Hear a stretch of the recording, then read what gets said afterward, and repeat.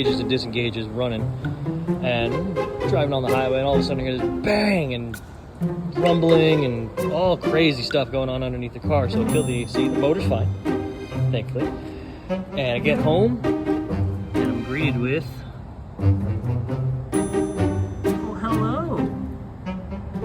The chunk missing right out of the air conditioning.